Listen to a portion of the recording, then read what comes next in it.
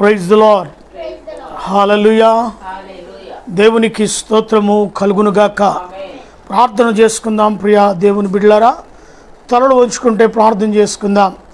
మహాపరిశుద్ధుడైన ప్రేమ కలిగిన తండ్రి, అయా నిన్న నేడు రేపు ఏకరీతిగా ఉండు దేవా, నీకే స్తోత్రములు. ఇదిగో మా ప్రభువా, ఉదయం మొదలుకొని సాయంకాలం వరకు నీ కృపలో నీ కాపుదల్లో మమ్మల్ని భద్రపరిచి అయా మమ్మల్ని నీ సన్నిధిలో చేర్చిన విధానం బట్టి కృతజ్ఞతాస్తుతులు చెల్లిస్తున్నాం. కొన్ని నిమిషములు నీ సన్నిధిలో గడుపుతున్న మాకు ఏకాగ్రతను దయచేయండి ప్రభు. వినగల చెవులు, గ్రహించగల మనసు, స్తుతించగల పెదవులను అనుగ్రహించండి. ప్రత్యేకంగా లైవ్లో పాలు పంపులు పొందుతున్న బిడ్డలను అయా మరి మాతో పాటు కూడి వచ్చిన బిడ్డలను మీరు ప్రత్యేకంగా జ్ఞాపకం చేసుకోగలరని ప్రార్థిస్తూ ఉన్నాం ప్రభా. మరి మాట్లాడేది నేను కాదు, నాలోని పరిశుద్ధాత్మ నుంచి మాట్లాడుటకు సహాయాన్ని అనుగ్రహించుమని ఈ కూడిక ఆది నుంచి అంతం వరకు మీరు మా మధ్యలో ఉండి జరిగించి ఘనత, మహిమ, ప్రభావాలు పొందుకోమని యేసు నామములో అడిగి వేడుకొని ప్రార్థిస్తున్నాను తండ్రి, ఆమెన్. పాట పాడుకుందాం. మానవుడా కారణ జన్ముడా, నీ జన్మకు కారణముంది. మానవుడా కారణ జన్ముడా, నీ జన్మకు కారణముంది. అర్థము తెలియక నీవు వ్యర్థముగా బ్రతుకకు. అర్థము తెలియక నీవు వ్యర్థముగా బ్రతుకకు. పరమార్గమున్నదని ప్రభు కొరకే బ్రతకమని. పరమార్థమున్నదని ప్రభు కొరకే బ్రతకమని. కానవుడా కారణ జన్ముడా, నీ జన్మకు కారణముంది. పువ్వులెందుకు, కాయలెందుకు, ఋతువులెందుకు, కాలాలెందుకు. పువ్వులెందుకు, కాయలెందుకు, ఋతువులెందుకు, కాలాలెందుకు. ఉన్నవన్నీ నీ కోసమే నని, నీవు దేవుని కోసమే నని. ఉన్నవన్నీ నీ కోసమే నని, నీవు దేవుని కోసమే నని. గమనించి తెలుసుకో, గ్రహించి మసలుకో. గమనించి తెలుసుకో, గ్రహించి మసలుకో. నీ జన్మకు కారణముంది, నీ జన్మకు కారణముంది. మానవుడా కారణ జన్ముడా, నీ జన్మకు కారణముంది. సూర్యుడెందుకు, చంద్రుడెందుకు, రాత్రులెందుకు, పగలు ఎందుకు. సూర్యుడెందుకు, చంద్రుడెందుకు, రాత్రులెందుకు, పగలు ఎందుకు. రాత్రి పగలు దేవుడే చేసెనని, ఆ దేవుని పని నీవు చేయాలని. రాత్రి పగలు దేవుడే చేసెనని, ఆ దేవుని పని నీవు చేయాలని. ప్రభువుని ప్రకటించు, పాపిని రక్షించు. ప్రభువుని ప్రకటించి, పాపిని రక్షించి, పరలోకం చేర్చాలని, పరలోకం చేర్చాలని. మానవుడా కారణ జన్ముడా, నీ జన్మకు కారణముంది. మానవుడా కారణ జన్ముడా, నీ జన్మకు కారణముంది. అర్థము తెలియక నీవు వ్యర్థముగా బ్రతుకకు. అర్థము తెలియక నీవు వ్యర్థముగా బ్రతుకకు. పరమార్థమున్నదని ప్రభు కొరకే బ్రతుకుమని, పరమార్థమున్నదని ప్రభు కొరకే బ్రతకమని, మానవుడా కారణ జన్ముడా నీ జన్మకు కారణముంది. హల్లెలూయా.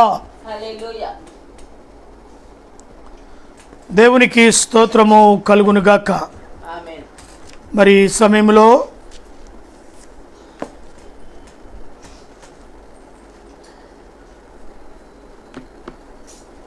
లూకా సువార్త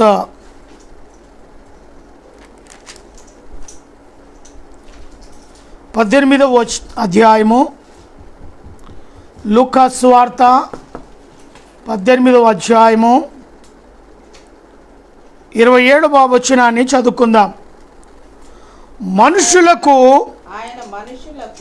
ఆయన మనుషులకు అసాధ్యమైనది ఆయన మనుషులకు అసాధ్యములని దేవునికి సాధ్యమని చెప్పాను. దేవునికి స్తోత్రం. ఈ మాట ఇక్కడ ఎందుకని పలికాడో ఆ మాటకు మనం ముందుకు వెళ్తే దాని యొక్క అర్థం మనకు అర్థమవుతుంది. మానవులకు ఏది సాధ్యము కాదు, అది దేవునికి మాత్రమే సాధ్యము. మనుషులకు అసాధ్యమైనది దేవునికి సాధ్యమవుతుంది. మనుష్యులు అనగా ఇక్కడ అనేకమైన రకాల మనుషులు ఉంటారు. ఆస్తిపరులు, ధనవంతులు, దరిద్రులు, మధ్య రకంగా జీవించేవారు, రకరకాలైన వారు మనుషులు ఉంటారు. కానీ ఇక్కడ దేవుడు ఏమంటున్నాడు అంటే మనుషులకు సాధ్యములు మరి దేవునికి సాధ్యము, అసాధ్యములైతే దేవునికి సాధ్యములు అవుతాయట. అయితే ఇక్కడ మనము గమనించాల్సిన విషయము ఏమిటి అంటే 19వ వచనము నుంచి చదువుకుంటూ వెళ్దాం. అందుకు యేసు నేను సత్పురుషుడనని ఎలా చెప్పుచున్నావు? అయితే ఇక్కడ 18 కూడా చూడండి అమ్మా. 18 నుంచి ఒక అధికారి ఆయనను చూచి సర్వోన్నతుడా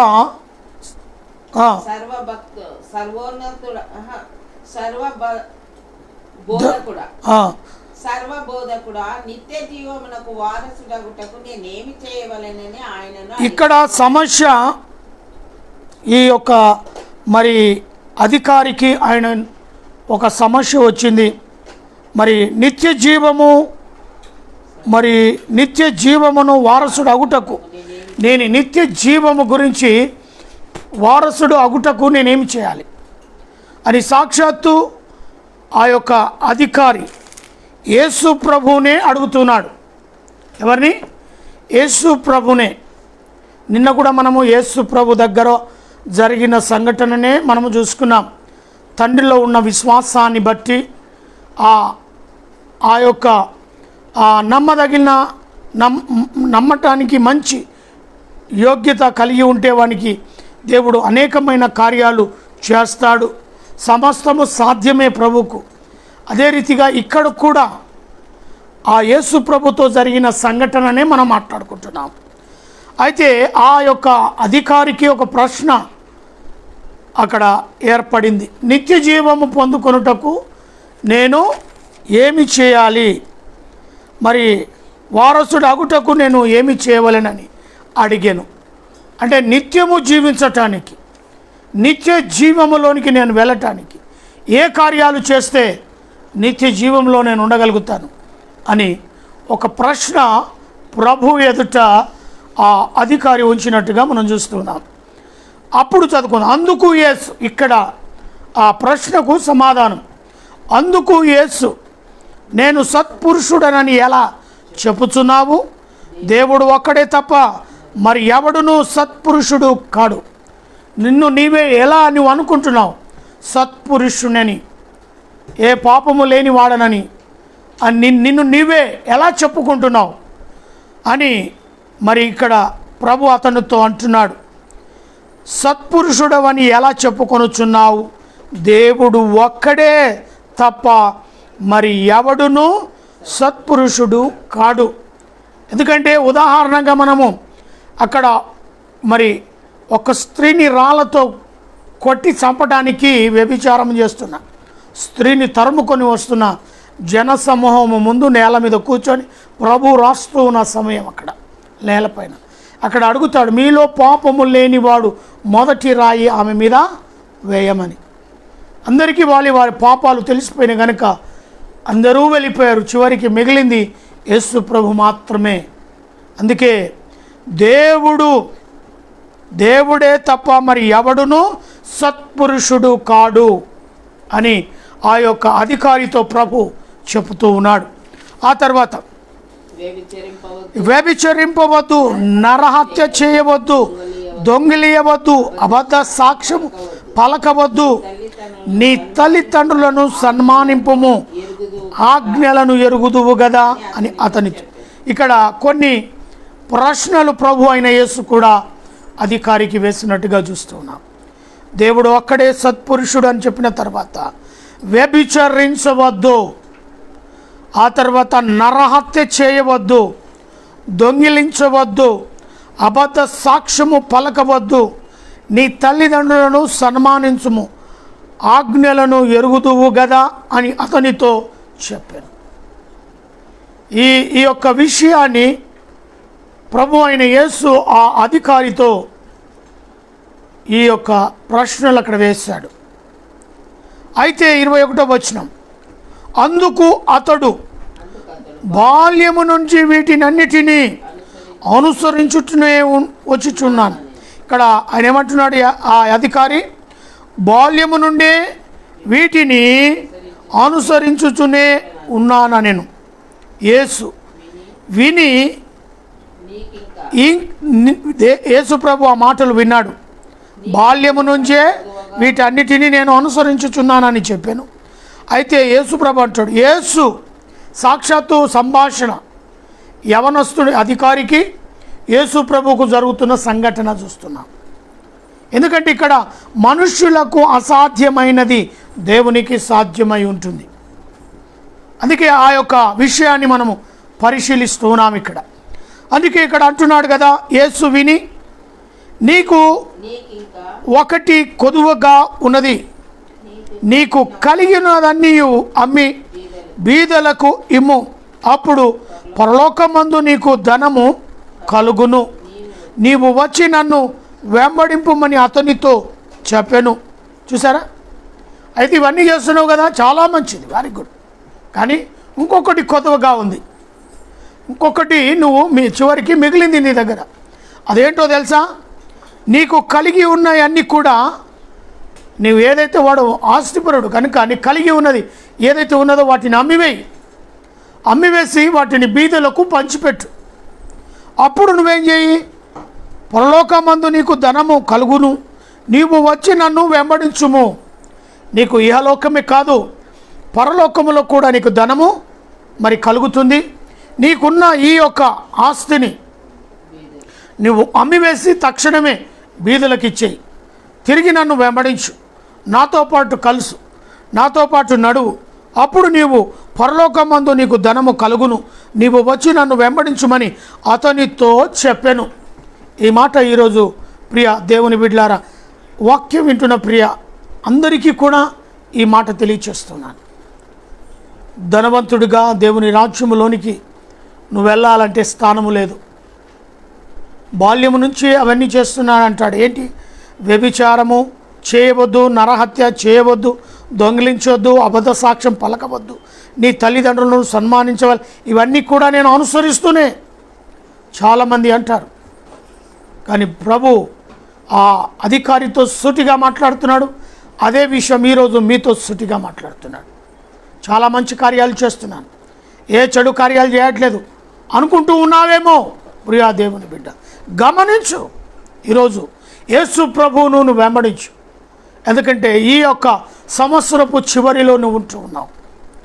ఈ ధనవంతుడు కూడా ప్రభువును వెంబడించాలని ఆశతో ఉన్నాడు, మిగుల ఆస్తిపరుడుగా ఉన్నాడు. కానీ నీకు ఒకటి కొదువగా ఉందయ్యా, నీకున్న ఆ యొక్క ధనాన్ని అమ్మి బీదలకు పంచిపెట్టి నువ్వు నన్ను వెంబడించు అన్నప్పుడు అతడు మిక్కిలి ధనవంతుడు గనక ఈ మాటలు విని మింగిలి అవమానముగా యేసు అతన్ని చూచి, మరి ఆస్తి గలవారు దేవుని రాజ్యములో ప్రవేశించుట ఎంతో దుర్బలము. ఇక్కడ ఆ మిక్కిలి ధనవంతుడు కనుక, చాలా ఆస్తిపరుడు, నీవు వచ్చి నన్ను వెంబడించమని అతనితో చెప్పినప్పుడు అతడు చాలా ధనవంతుడిగా ఉన్నాడు. మిక్కిలి ధనవంతుడు గనుక ఈ మాటలు విని వ్యసనపడ్డాడు, ఆయాసపడ్డాడు. ఆ పని చేయడం నా వల్ల కాదు అనుకున్నాడు. ఎందుకంటే ఆస్తినంతా అమ్మివేసి నన్ను వెంబడించమన్నాడు. అది ఆయన వల్ల అవ్వట్లేదు కాబట్టి వ్యసనపడ్డాడు. యేసు అతన్ని చూచి, ఆస్తి గలవారు దేవుని రాజ్యములో ప్రవేశించుట ఎంత దుర్బలం. ఆస్తికర్తలుగా ఉన్నవారు మరొకసారి జ్ఞాపకం చేసుకోండి. దేవుని రాజ్యములో ప్రవేశించుటకు ఆస్తి ద్వారా వెళ్ళలేవు. ధనవంతుడు ఆయాసపడ్డాడు, చాలా ధనవంతుడు. ఆ ధనమును అమ్మి బీదలకు ఇచ్చి నన్ను వెంబడించమన్నాడు. అతని వల్ల కాలేదు. ఈరోజు నీకు సాధ్యమవుతుంది, నువ్వు చేయగలుగుతావు. దేవుని రాజ్యము కొరకు నువ్వు నిలబడగలుగుతావు. ఆ యవనుడు నిలబడలేడు, కానీ అవకాశం నీది. దేవుడు నీకు ఇచ్చాడు, అతనికి ఇచ్చాడు, అతను పొడగొట్టుకున్నాడు, తిరిగి ఈరోజు నీకు ఇస్తున్నాడు. అవకాశాన్ని వాడుకో. దేవుని సన్నిధిలో ఇచ్చిన అవకాశాన్ని నువ్వు వాడుకో. అయితే ఇక్కడ ఆ విషయాన్ని మనం చూస్తున్నాం.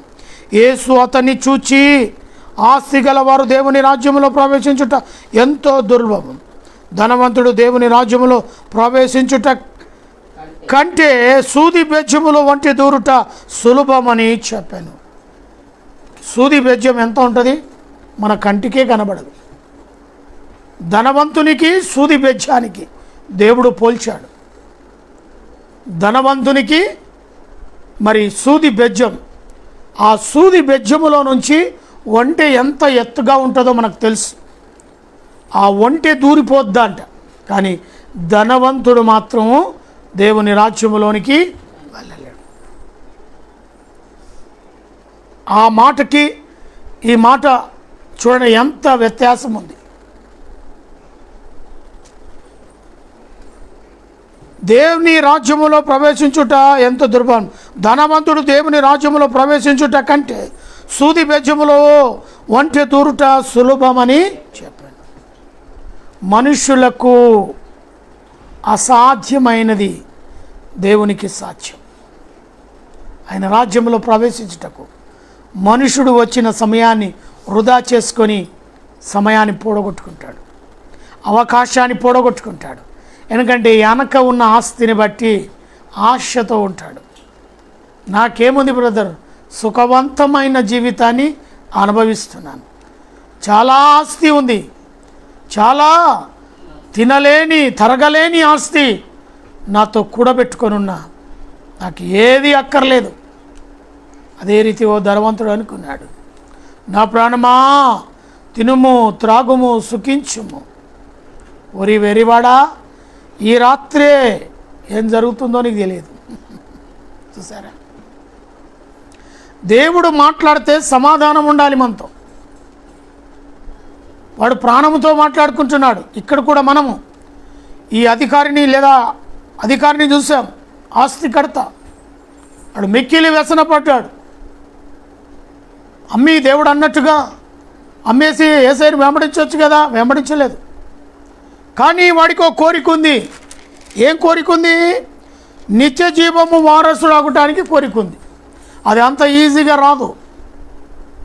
అంత ఈజీగా ఆ నిత్య జీవం పొందలేవు.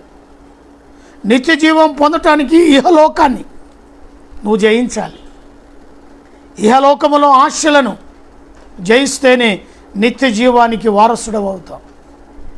లోకములో ఉన్న ఆస్తులు, అంతస్తులు, హోదా, ఐశ్వర్యము ఏది కలిగి ఉన్నావో వాటిని గట్టిగా పట్టుకోవద్దు.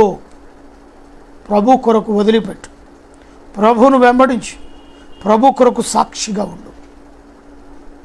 ఆ అధికారికి ఆయన వల్ల అవ్వలే, చేతులారా జారదీసుకున్నాడు. చేతుల్లో పట్టినట్టు పట్టుకున్నాడు, కానీ పడిపోయింది. కానీ వాని మనస్సులో ఉంది నిత్య జీవంలో వారసుడిగా ఉండాలని.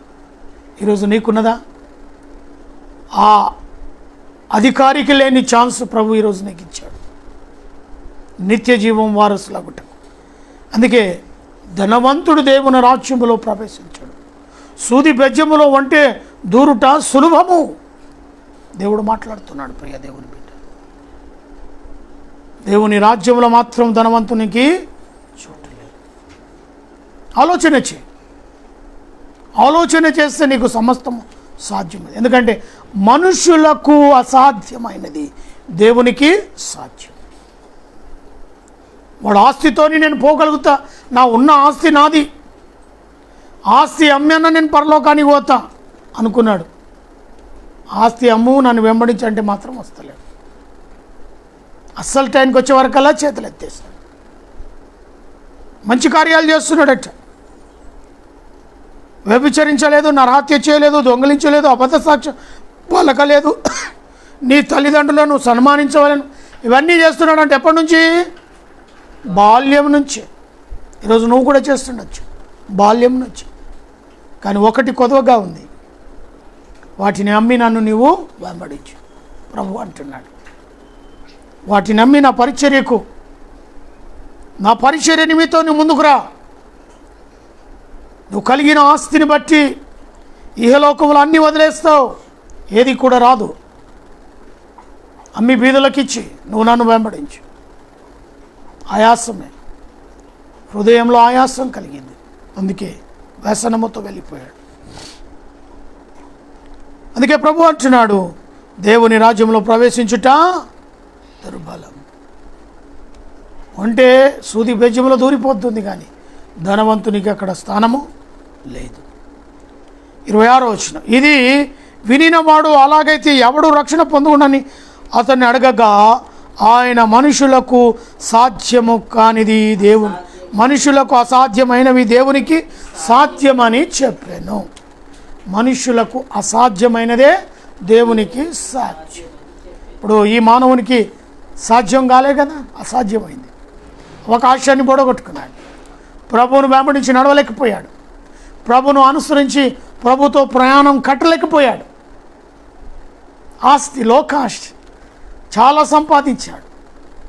కోట్ల ఆస్తి ఉంది ఆయనకి.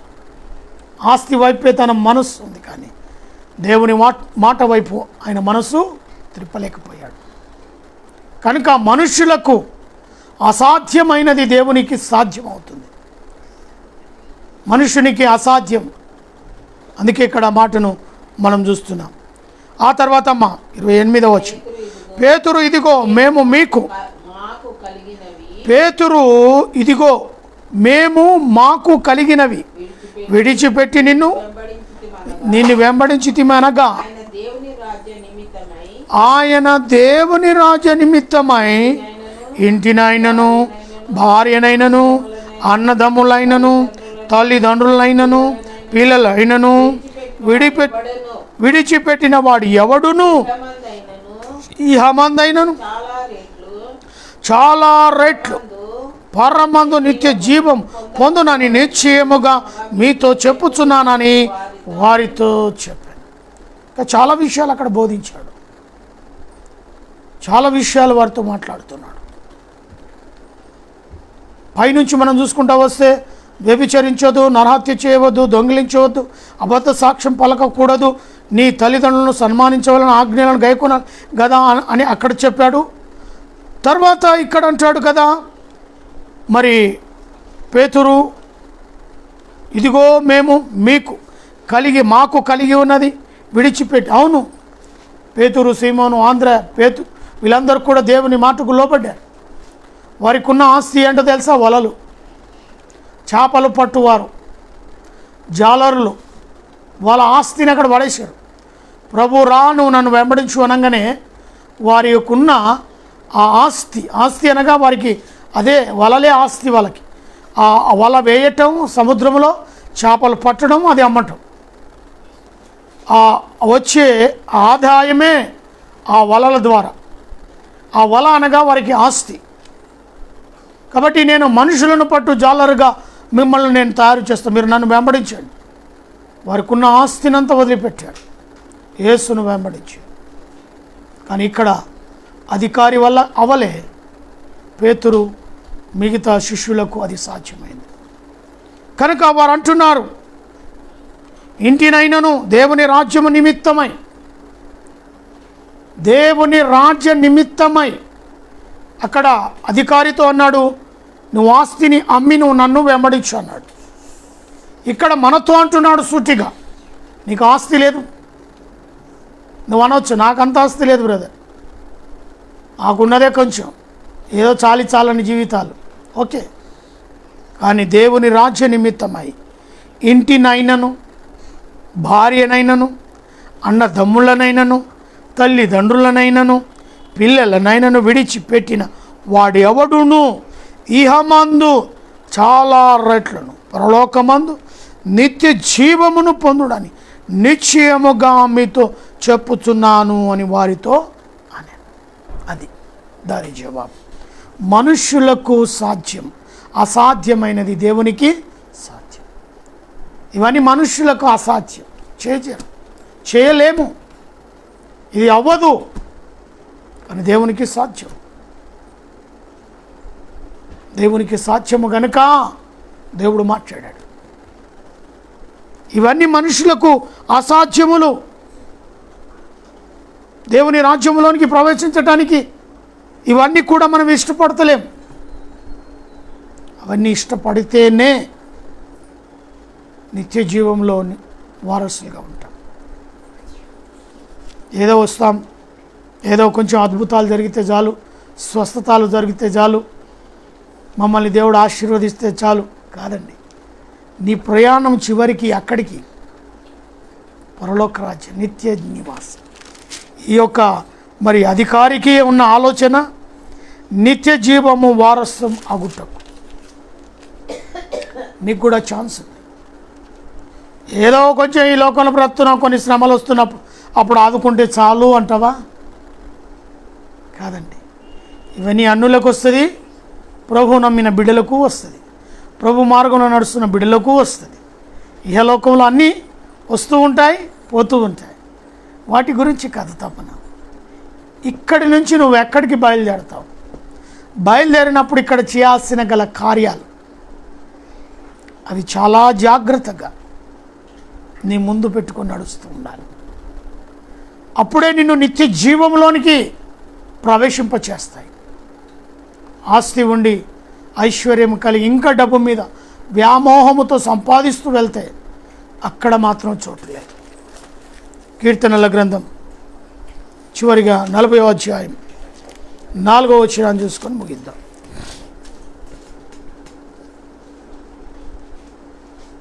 గర్విష్ఠులైనను త్రోవ విడిచి అబద్ధము తట్టు తిరుగువారైనను లక్ష్య పెట్టక యెహోవాను నమ్ముకొనువాడు ధన్యుడు. ఇక్కడ రెండు విషయాలు మనము చూస్తున్నాం. గర్విష్ఠులైనను త్రోవ విడిచి అబద్ధపు తట్టు తిరుగువారైన, వీరిపైన లక్ష్య పెట్టద్దు. ఇహలోకంలో జీవిస్తున్న నీవు ఒక ఇద్దరు వ్యక్తులకు దూరంగా ఉండాలి. గర్విష్ఠులంట వాళ్ళు నెక్స్ట్ వచ్చి త్రోవ విడిచి తప్పులుగా తిరిగేవారట. యేసయ్య మార్గంలో వెళ్తున్నట్టుగానే వెళ్తారు, తప్పిపోతారు. అలాంటి వారితో ఈ ఇద్దరు మధ్యలో కొంచెం మెయింటైన్ చేయాలి. వారినైనను లక్ష్య పెట్టక, వారి వైపు చూడక, వారి మార్గంలో నడవక, ఒకవేళ వారిని అనుసరించావా పడ్డట్టే గోతిలో. అందుకే ఇక్కడ దావీదు తన కీర్తనలు రాశాడు. గర్విష్ఠులైనను త్రోవ విడిచి అబద్ధికులు తట్టు తిరగకుండా వారినైనను లక్ష్య పెట్టక యెహోవాను నమ్ముకొనువాడు ధన్యుడు. అందుకే మనుషులకు అసాధ్యమైనది దేవునికి సాధ్యమైంది. కేవలము దేవుని యందు నమ్మిక ఉంచితే ప్రతిదీ సాధ్యమవుతుంది. విన్నావు కదా, ధనవంతునికి లేని ఛాన్స్ సంవత్సరపు చివరిలో ప్రభు నీకు ఇస్తున్నాడు. ఇంకా ప్రభు పరిచర్య కొరకు నువ్వెంతగానో వాడబడాలి. ఆస్తికర్తగా, ధనవంతుడిగా పేరు ప్రఖ్యాతలు కలిగి ఉన్నావేమో, అవన్నీ దేవుని కొరకు వాడబడచ్చు. ప్రభు కొరకు నువ్వు వాడబడు. నీ యొక్క మార్గాలను దేవుడు స్థిరము చేస్తాడు. నువ్వు ఎక్కడ నీ యొక్క సాక్ష్యం ఎక్కడ చెప్పాలో, ఎక్కడ నీ మాటలు వివరించాలో ప్రభువే ఏర్పాటు చేస్తాడు. ప్రభు కొరకు నిలబడు. ఆ అధికారి నిలబడలేని స్థానంలో ఆ అధికారి చోటు ఈరోజు ప్రభు నీకిచ్చాడు. నిత్య జీవంలో వారసుడాగుటకు మంచి కార్యాలు చేయి, గొప్ప కార్యాలు చేయి. ప్రభు కొరకు సాక్షిగా నిలబడు. అవసరమైతే ఇంటి వారినైనను, భార్యనైనను, తల్లిదండ్రులైనను, అన్నదమ్ములైనను అవసరమైతే వదిలిపెట్టే సమయం వస్తే, వారికి దూరము కావాల్సి వస్తే దూరం అయిపో. దేవుడు మిగతాది చూసుకుంటాడు. అందుకే మనుష్యులకు అసాధ్యమైనది దేవునికి సాధ్యమైంది. నిన్ను పరలోకానికి తీసుకొని వెళ్ళేది, నిన్ను పరలోకంలో వారసుడిగా నిలబెట్టేది, వారసురాలుగా నిలబెట్టేది ఆయనకు మాత్రమే సాధ్యం. మనుషుల వల్ల కాదు, వారి ఆస్తుల వల్ల కాదు, వారు సంపాదించిన సంపద వల్ల కాదు. అవన్నీ ఇక్కడనే వదిలిపెడతాం. ఏ ఒక్కటి కూడా రాదు. ధనవంతుడు పరలోక రాజ్యములో చేరుట కంటే సూది బెజ్జములో వంటి దూరుట సులభం అన్నాడు. ఆలోచన చేయి. ఈ రాత్రికాల సమయంలో ప్రభు మాటలు విన్న నీవు ఆలోచన, నీ మనసులో ఆలోచన కలిగించు. నిజమే, నేను దేవుని కొరకు ఏ కార్యాలు చేస్తున్నాను? ధనవంతుడిగా ఉంటే నాకు స్థానము లేదంటున్నాడు ప్రభు. మరి ఆ యొక్క చోటు నేను సంపాదించుకోవాలి, నేనేం చేయాలి? ప్రభువుని అడిగితే ప్రభు అన్నీ సలహిస్తాడు, నీతో మాట్లాడతాడు. నువ్వు చేయవలసిన కార్యాలు ప్రభు చూపిస్తాడు. అందుకే ప్రియా దేవుని బిడ్డలారా, ఈ సమయంలో గర్విష్ఠులైన వారిని త్రోవ విడిచి అబద్ధపు తట్టు తిరుగు వారైనను లక్ష్య పెట్టకు. ఆత్మీయ జీవితంలో కడుగు ముందుకేయాలనుకున్నప్పుడు వీరిని పక్కన తోసాయి. వీరు ఒకవేళ నీ మధ్యలో ఉంటే వారు వెళ్ళరు, నిన్ను వెళ్ళనీయరు. వారు ఎలాగూ వెళ్ళరు, మిమ్మల్ని అవకాశం రానివ్వరు. అలాంటి వారిని మొదట పక్కకు తోసాయి. అప్పుడు మరి నీకు యెహోవా నమ్ముకొనువాడు ధన్యుడవుతాడు. అప్పుడేమైతే నువ్వు దేవుని మీద ఆధారపడతావు. లేకపోతే ఈ గర్విష్ఠులు త్రోవ విడిచి అబద్ధికులుగా తిరిగే వాళ్ళ వైపు నువ్వు వెళ్ళినావంటే దేవుని స్వరాన్ని వినలేవు, ఆయన స్వరాన్ని గ్రహించలేవు. వీరికి దూరం అయిపోయినప్పుడు నీవు ఆత్మీయ జీవితంలో ఎలా నిలబడాలో ప్రభు నీతో సూటిగా మాట్లాడతాడు. అర్థమవుతుంది కదా? సంవత్సరపు మొదలుకొని సంవత్సరపు చివరి వరకు వచ్చావు. ఆలోచన చేయి, ప్రభు కొరకు జీవించు. ప్రభు కొరకు నీ యొక్క ఆ సంపదన ప్రభు కొరకు పెట్టు. ధనము ఇక్కడ నువ్వు ఎంత ధనము ఖర్చు పెడితే పరలోకంలో నీకు అంత ధనము దేవుడు సంపాదించి పెడతాడు నీ కొరకు.